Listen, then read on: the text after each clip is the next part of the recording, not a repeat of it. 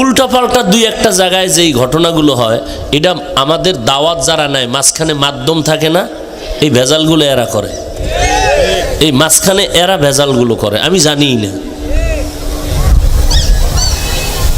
কয় হাফিজুর রহমান আইনে দেবো 1 লাখ লাগবে, আমারে 50 দাও, নিয়ে ভাগছে, হে মদিনায় গেছি গা, এদিকে খবর নেই। আপনি চিন্তা করেন, সিলেটের এক বড় মুহাদ্দিস একদিন ফজরের সময় বাসার সামনে এরম চিত হয়ে গেছে। আমি যেমন কই জানি মাহফিলে খুলনা না বরিশাল, ফজরের পর বেরোইছে, চিত হয়ে গেছে। কে? কয় ও সিলেটের বিশাল মুহাদ্দিস। কি? কয় হুজুর আমার মাদ্রাসায় কাল মাহফিল। কার? কয় আমনের। আমার মানে আমি 2 দিনে লেগে যাইতেছি বরিশাল। আমার থেকে এতগুলো টাকা নিছে এক মোদাররেস শিক্ষক, আপনার পরিচয়, আপনারে খুব মহব্বত করে, এই আপনি বুঝলেন কেমন? আপনি একজন মুহাদ্দিস মানুষ। কয় আমারে ছবি দেখাইছে আপনার সাথে, তার মানে এই যে গজব। আমি বইছি পাশে বই একটা ছবি তুললে নিছে, বুঝেন না? দেখ হুজুরের লগে আমার কত খাতিল মহব্বত। আর মানুষ এখন বোকা, আল্লাহ জানে, ফট করে টাকা দিয়ে লাইছে, 20-30 হাজার টাকা দিছে, হলো এ ভাগছে। আলহামদুলিল্লাহ, আলহামদুলিল্লাহ, আলহামদুলিল্লাহ। আমি বান্দার ভেতরে এক চিমটি কোনো ভেজাল নাই বিদায় আল্লাহ এত তুফানের মাঝেও আলহামদুলিল্লাহ এখনো টিকে আছি, এখনো টিকে আছি। আমার দিল পরিষ্কার সাফ। অতএব সারা দেশের মানুষ যদি হাত উঠাইয়া বরদোয়া করে, এক বিন্দু ক্ষতি হবে না, আমি যদি ইখলাস নিয়ে যতদিন বেঁচে থাকবো ইনশাআল্লাহ। তাহলে যেই তুফান আমার বিরুদ্ধে চলে, আপনারা তো ফেসবুক চালান, আমি তো চালাই না, আলহামদুলিল্লাহ আমি ওদিকে নাই। তো দেখতেছেন কি পরিমাণ তুফান, আমার ঘরে দুশ্মন, বাইরে দুশ্মন, চতুর্মুখী। এরপরও আল্লাহ সম্মান আপনাদের নজরে কমছে না বাড়ছে? কে বাড়াইছেন? আল্লাহ বাড়াইবেন, দিন দিন বাড়াইতেই থাকবেন যদি বান্দা আল্লাহর হইয়া চলে। সোজা, কোনো প্যাচ নাই। তবে আপনাদের দোয়া চাই, সবাই তো আর বরদোয়া করে না। অনেক আল্লাহর বান্দা, অনেক মুরব্বীরা দোয়া করে, আমারে না দেখেই দোয়া করে। অনেক মুরব্বীরা। এয়ারপোর্টে গেছি, বিমানে উঠবো, বড় এক হুজুর বইয়া রয়েছে, জীবনে দেখা হয় না, নাম শুনছি, গেছি, হুজুর সালামু আলাইকুম। আপনি কে? হাফিজুর রহমান। আর বুকের লগে লাগায়া কয় আপনার জন্য আমি গায়েবীভাবে অনেক দোয়া করি, অনেক দোয়া করি, অনেক বছর ধরে আপনারে চিনি না, শুনছি, গায়েবের থেকে দোয়া করি, অনেক দূরের থেকে। কয় আমার এলাকায় চূড়ান্ত বেদাতি এলাকা, আপনি আমার এলাকায় ওয়াজে গেছেন, আমি শুনছি, আজ আপনার বরকতে, মহব্বতে, দ্বীনের স্বার্থে আমার আল্লাহ ওই এলাকায় বিশাল এক কওমি মাদ্রাসা তৈরি হয়ে গেছে। আমি কি কম কইনি? এই বেদাতের বিষয় আমি কম কইয়ার পর তো বেদাতিরা বাঁকা হওয়ার রাস্তা নেই। ও দেখবেন ও বয়ে বয়ে অজুনতেছে। এই সব কিছু নেয়ামত দেওয়ার মালিক আল্লাহ। আমার কোনো কামালিয়াত নাই। আমি যদি মনে করি আমি, তাহলে আমি শেষ, ওই সময়ই শেষ। মান তাওয়াজা লিল্লাহ রাফাআহুল্লাহ। যে আল্লাহর জন্য বিনয়ী হবে, আল্লাহ তাকে বড় বানায় দিবেন। আমার নবীর থেকে বড় কেউ আছে? সেই নবী কি দোয়া করে? আল্লাহুম্মা জাআলনি ফি আইনি সাগীরা ওয়া ফি আয়ুনিন নাসি কাবীরা। ওয়াতে ওলামায়ে আহলে হকের অনুসরণ করবেন। ওলামা নামের বাতিলের কাছে গিয়া ঈমান আমল ধ্বংস করবেন না। টুপিটা কেমনে মাথায় দিবেন? মদিনার টুপি লাগাইবেন, মদিনার আদর্শ মানবেন, আর কারো আদর্শ মানা যাবে না। কয় চিনবো কিভাবে? ওলামায়ে আহলে হকের দেখবেন আর আমল করবেন। ওলামায়ে আহলে হকের পোশাক হলো মদিনার পোশাক।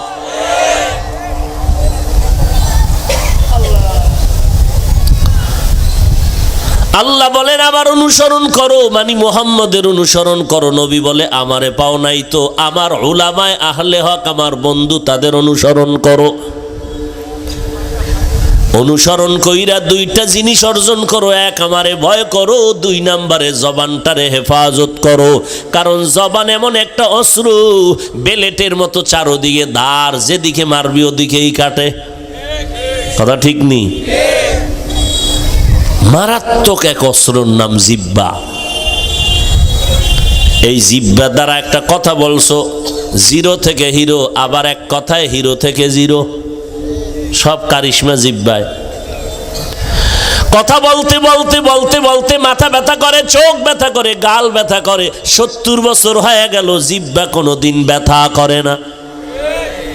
কি কথা বলতে বলতে আপনাকে জিহ্বা ব্যথা করেনি?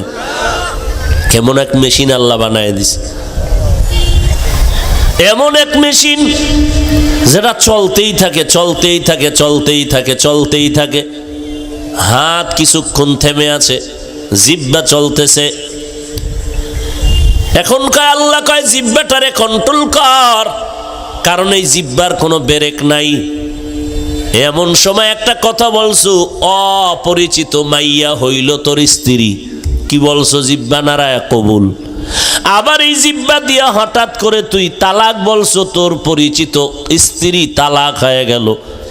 এই জিহ্বা নারায় ডান দিকে ইশারা করছো, ফাঁসির আসামি মুক্তি।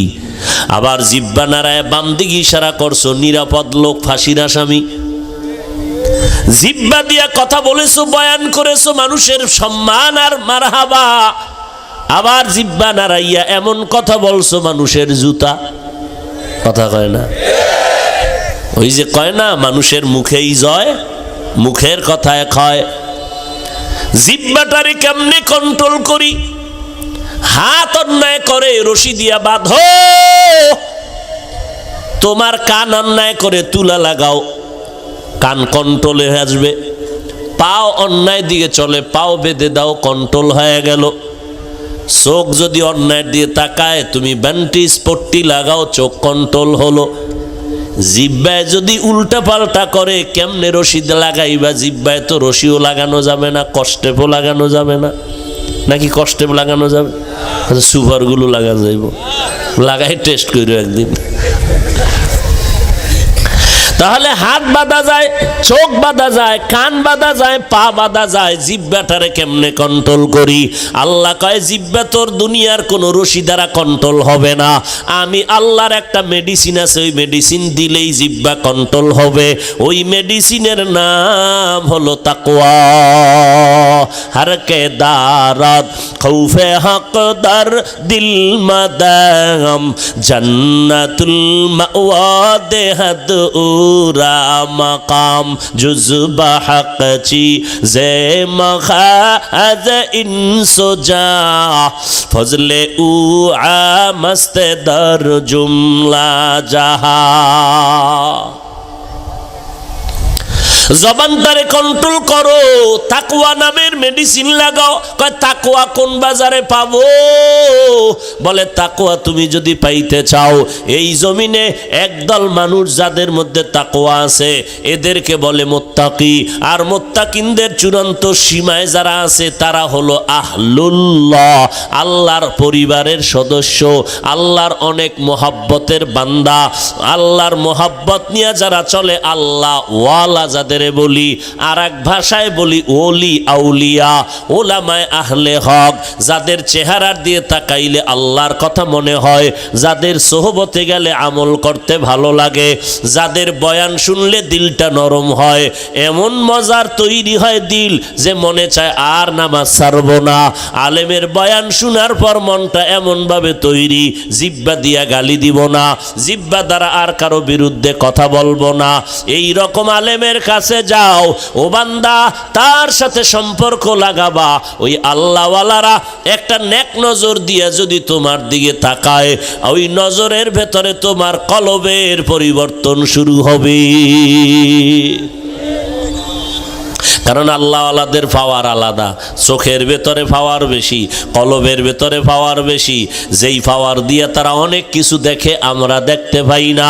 মদিনার নবী বলেন, ইত্তাকু ফিরাসাতাল মুমিন ফাইন্নাহু ইয়ানজুরু বিনুরিল্লাহ। মুমিন যারা আল্লাহর প্রিয় বান্দা, মুমিনের মধ্যে একদল আছে তাদের কলবের পাওয়ার বেশি, এরা অনেক দূরে দেখতে পায়, তোমরা দেখতে পাও না। কয় কেমনে দেখে?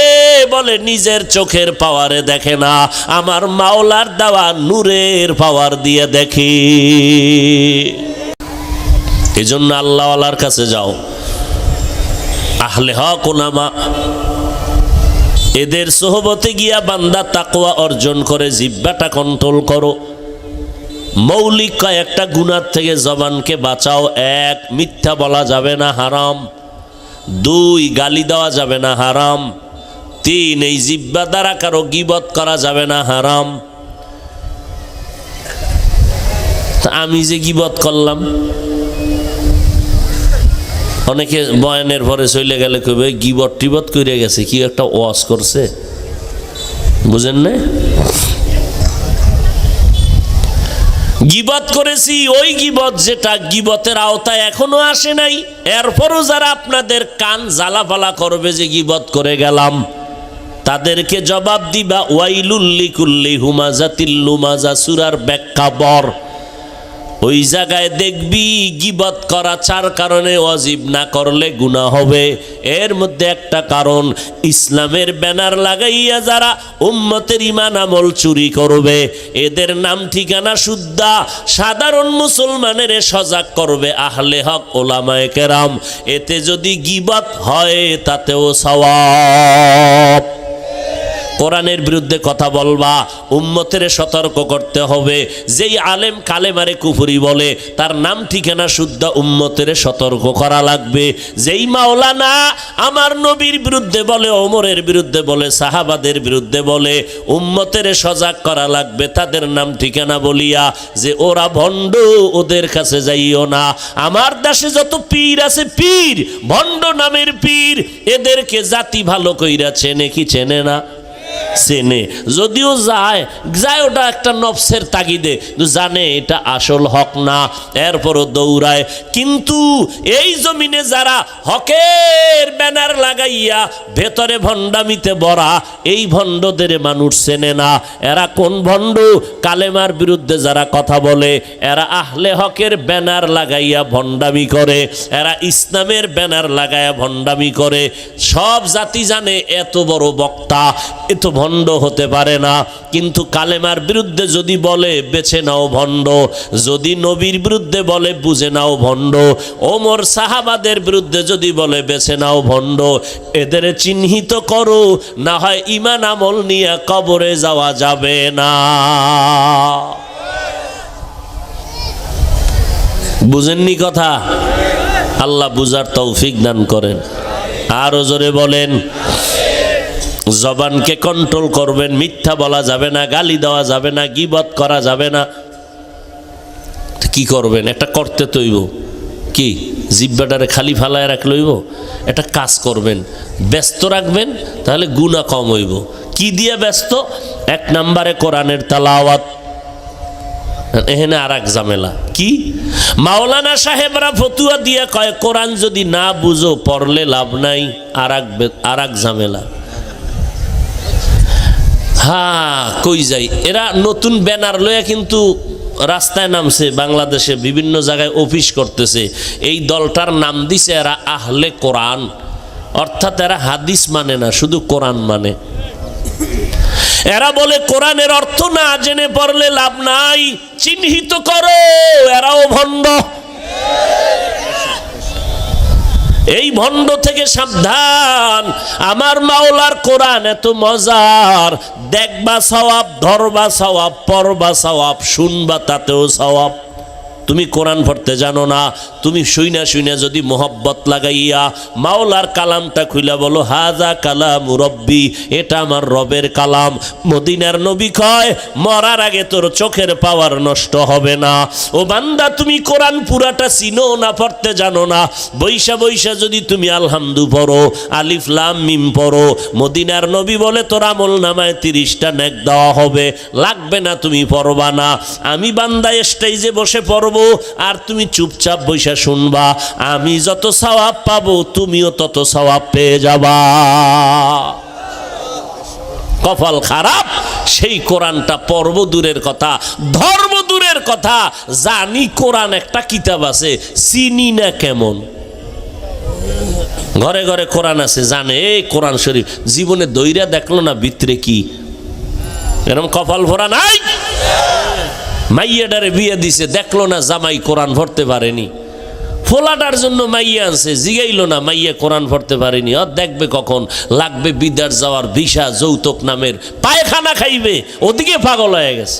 কোরআন পড়বে কখন, কোরআনের খবর নিবে কখন। ডানা কাটা ভরি আনছে বিয়ে করে, ডানা কাটা ভরি ঘরে আইয়েই ডানা কাটতেছে। কি তোর মায়ের ডানা বাত, কয়েকদিন পর কয় তোর বাবার ডানাও কাট। কেন? কয় ব্যবহার ভালো না। কয় কি করবো? কয় বিবারিয়া শহরে ল, নাইলে ভৈরব চল, ঢাকা চল, ফেলাট লও। এবার স্বামীরে বুদ্ধি টুদ্ধি দিয়া ডানা কাটা পড়িত, মা বাবার ডানা দুইটা কাইটা গেছি গা ঢাকা। ওখানে গিয়া কয় কামাই কর। এবার স্বামীরে ভাড়াইছে এক রাস্তায়, নিজে গেছে আর এক রাস্তায়। কয়েকদিন পরে কিছু পুঁজিবাটটা তৈরি করে কয় তোর ডানাও কাটলাম, তুইও খারাপ, যা। এবার হিজরত শুরু করছে আর একদিক। কি যুবকেরা খুব খুশি না? এই মহিলা ওর একক দোষ না, তোমার দোষ নাই? কয়টা মাইয়ার জীবনের উপরে আক্রমণ করছো, তোর জীবনের সাইজ করবে জুতা দিয়া এক জল্লাদ। রেডি থাক, আইতেছে জল্লাদ আইতেছে। ডানা কাটা ভরি আনবি না? আরে জুতার বাড়ি যে দিব তোরে, আবার খাইছো ওই হরু বাড়ির পায়খানা, যৌতুকের নাম দিয়া পায়খানা খেয়েছ। ফকিন্নির গোষ্ঠী যারা যৌতুক খায় এরা সৃষ্টির নিকৃষ্ট জালেম আর ডাকাত। যেইভাবে ঠিক কইছে মনে হয় সব আমি খাই। যৌতুক খাওয়া হালাল না হারাম? আল্লাহ দুইটা হাত দিছে, কামাই করবি। ফকিন্নির মতো শ্বশুর বাড়ি চাও কেন? বরং জিদ আছে না, জিদ, শরীরে জিদ নিয়ে কবি এই 14 গোষ্ঠী আমারটা খাবি, আমি কারোটা খাবো না। এই জিদ করতে পারো না যুবক? আর তোর মধ্যে জিদ না থাকলে হাতের কবজা দুইটা কাটতে হালাবি বাসর রাতের আগের দিন। তুই পুরুষ নামের কলঙ্ক, তোর কবজা কেটে ফেলবি, কারণ তুই কামাই করতে পারো না, তোর পুরুষত্ব নাই, তোর ভিতরে জিদ নাই। জিদ করছো মা বাবার লাগে, আমি হরু বাড়ির টাকা নিবই, জিদ করছে। বিদেশ যাবেই কে? এদিকে বিদেশি নাই, হরু বাড়ির টাকা দিয়ে কই যাইব বিদেশ? তা তোর বউ পাহারা দিবে কে? কয় আমার ছোট ভাই আছে না। হাসেন, আমি তো হাসির কথা বলি নাই। আমি যা বলছি এতে তো চিল্লে কান্না দরকার যে আমার কপাল এত খারাপ কেন। চিল্লে কান্না দরকার যে আমি মুসলমানের বাচ্চা হইয়া এত খারাপ হইলাম কেন।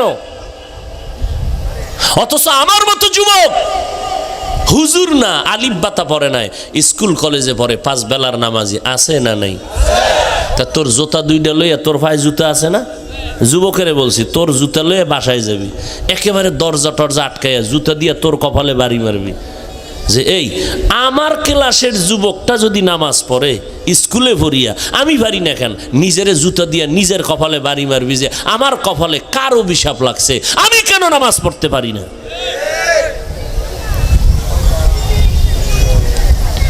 RAB, army, police, BDR, OC, DC, SP 5 বেলার নামাজি নাই? তা আপনি পারবেন না কেন?